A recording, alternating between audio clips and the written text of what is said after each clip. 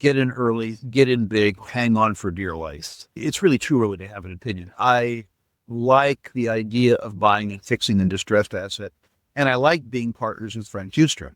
He is a tenacious guy. He's a brilliant guy. High risk speculation. Welcome to In It to Win It. This is Steve Barton, and thank you for tuning in. We're here at the 2025 Rule Symposium with the man himself, Rick Rule. Rick, thank you for coming back on the show. Pleasure, sir. Thank you. Yes. I interviewed a bunch of companies. Let's just go lightning round. I know you got a hard stop. Ecora Resources. Great royalty company, under the radar, British listed, industrial materials, great midterm growth. Most people don't know about it. Mercifully, I do. I just learned about it as well, so I am excited about that one. GoGold. Experienced team. Experienced mine builders in Mexico. Surprise, surprise. They're building mines in Mexico. Near-term risk permitting. Long-term risk, geology's in very good shape. They've done it before. Highly confident. Okay. Yeah, Brad has done this. This will be his fourth or fifth time. Serially successful. Okay. Benoit LaSalle, IU Gold and Silver. Same story almost. What he's done for the last 25 years is discover, build, and operate mines in Africa. He is discovering, building, and operating mines in Africa. The last company, I think they discovered, built, and sold 5 mines. He's repeating that in Morocco. I've known him for a very long time. I have a high degree of confidence. Okay. And that one is almost 100% silver play, or at least mine is. Correct. Okay. Scott Melby, Uranium Royalty Corporation and Uranium Energy Corporation. High quality executive, very, very well known in Republican administrations. Young man who's been in uranium for 30 years. The wind is in their sails. 6 years ago, American uranium producers were vilified. Now they're subsidized. As a taxpayer, I'm scandalized. As a shareholder, I'm delighted. And you think that they'll be producing here relatively soon with the increase in very, very quick. Okay. These are brownfield projects. They've been producing before. They're in regulatory regimes in Texas and Wyoming, respectively, that are good regulatory regimes. And Trump will, without the aid of Congress, be able to rescind the executive orders from the Biden administration to put these mines in production. Okay. All right. Jean-Marc Stouty, Riverside Resources. Top quality guy. Hasn't been lucky yet. He has distributed more in equity in spin-outs than he has raised in his company. Top quality geologist, well known in the business, micro cap. You have to have a sense of humor for front-end exploration. If you do, he's a spectacular geo. Yeah, and just a real stand-up guy, too. Okay, down in Mexico, Luca Mining. Mexican mines should be run by Mexicans. This is a guy who bought 2 failing mines in Mexico. He's well along the process of returning them to profitable production. Lots of brownfield exploration opportunities, also lots of opportunity to consolidate. High quality young guy focused on building mines in Mexico, picking up where gringos have failed. Yeah. How do you feel about the risk that he has down there with the cartel? I would suggest, given his success, that he knows how to navigate that without going into deep discussion. Okay. A lot of us have operated in West Mexico for a long time. A lot of us have had to deal in a second-hand sense with the cartels. One would suggest that somebody from there has better experience with that than we would. Yeah. Okay. He doesn't have to go to Mexico. He doesn't have to hire a Mexican. He's there. Okay, the silver play. Well, it's other metals too, but Cerro de Pasco. The Cerro de Pasco, high risk, high reward. Yeah. The silver, the material's already been mined. It's already been discovered. You have a very good sense of what's there. There are going to be different beds because the tails that they're going to process come from different shafts. They'll have to deal with that. They also have to build a processing plant. That's all the bad bits. The good news is there's 400 million ounces of silver contained there. There's an awful lot of silver. If they solve the problem with regards to the recovery process and plant, and if we have a good silver market, which I personally think we're going to have, This is a great silver-centric speculation. Okay. Okay. Remember I said if. Yeah, yeah. Now the technology here, they got to put basically a floating barge. They're going to run this slurry through this thing, pipe it out. Is this has been done, but this is not Oh, new, this right? is not new. Okay. Remember, though, that this is not a homogeneous deposit. This is a whole bunch of tails from a whole bunch of shafts. The metallurgy and the silver concentration may vary, so they're going to have to manage that well. There are lots of places where tailings processing or tailings reprocessing, or in South Africa, it's called slimes reprocessing, works. This is not new technology. They need to perfect it there. Oh, okay. So you're saying basically the first layer may be a whole bunch of silver, the next layer may be a whole bunch of something else. And as far as processing that, Look at my fingers. Each finger is a different layer. Each finger might have different silver content, different metallurgy. okay. You have to understand how you process them simultaneously. This is done around the world, but it requires some breaking in. Yeah. Okay. Okay. All right. And Banyan Gold. I'm a shareholder of Banyan. I wasn't.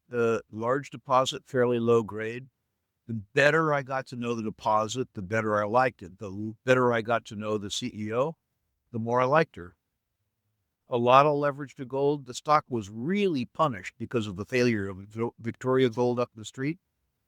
And I came to understand there was no particular requirement that she repeat their failure. Highly leveraged to higher gold prices.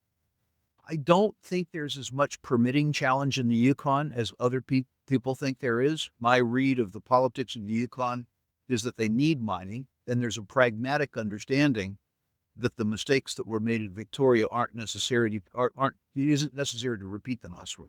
Okay. Okay. Did you see the news recently? They it looks like they may have found where they can put their starter pit. I did, Okay. and that's very helpful. In a sea of low-grade material, it's very nice if you can amortize the upfront capital costs of it. Yeah. I also suspect that Victoria is going to be bought and recapitalized, which will change the market's opinion of the whole district. Oh, I didn't think of that. Okay. Okay. Yeah, because when that news came out, the stock price went up and went right back down. It was like the market didn't care. Okay. Argenta Silver. I own it. Early, a distressed asset bought by a company controlled by Frank Giustra, who's been a 4-decade friend of mine. Serially successful guy. You heard him speak yesterday.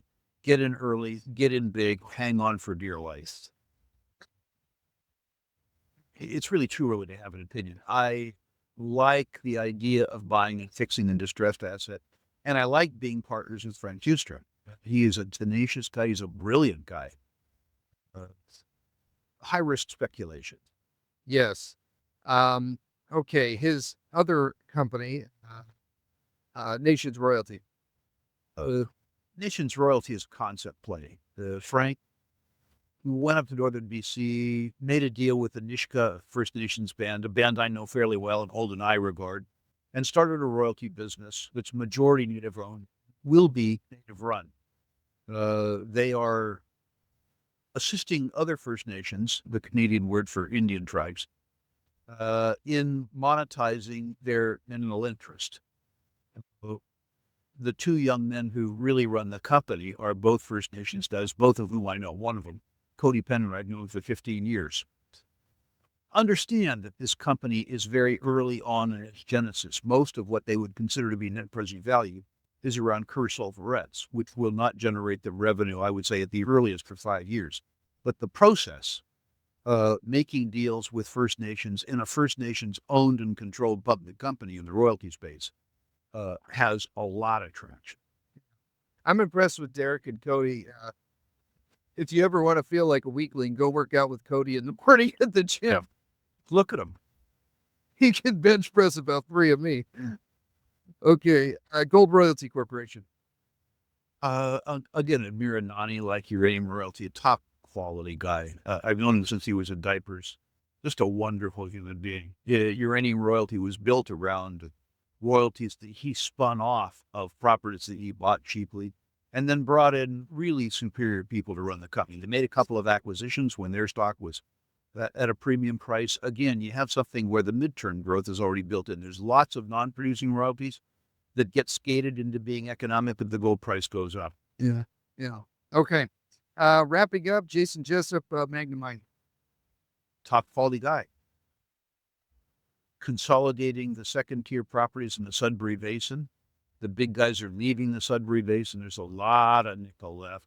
I had a success early in my life.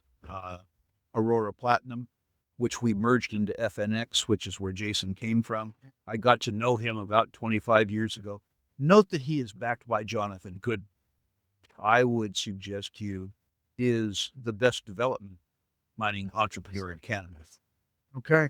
Great. Do you have any wrapping up thoughts? And thank you for putting on this symposium. This is by far my favorite event of the year. Well, here's the thought. If you couldn't be here, either live or live stream, buy the tapes. The tapes are going to be available. If after reviewing the tapes, you don't think they're worth what I charge you for them, email me. I'll give you your money back.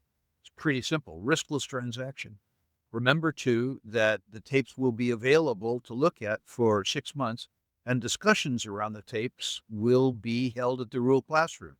You can compare your notes with notes taken by 2,100 other people so that you get the benefit of the conference, not merely in the 4 days that the conference is on, but the 6 months after the conference. You get out of this business what you put into this business. Yes, and also the Rule Classroom as well. I love being over there. I love being a part of it. I'm honored to be a part of it. Thank you for having me there. Most Thursdays, we do question and answer.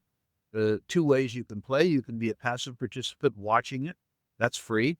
You can be an active participant and ask me questions if you become a paying member of Rule Classroom Plus. Yes, I've been talking to a lot of classroom members here, and they tell us that is their favorite part. Universally, is the Q&A period. So I'm honored to be a part of it. Rick, thank you for coming back on the show. Yes, and thank you for tuning in. Go to stevebartonmoney.com for more, and have a wonderful day.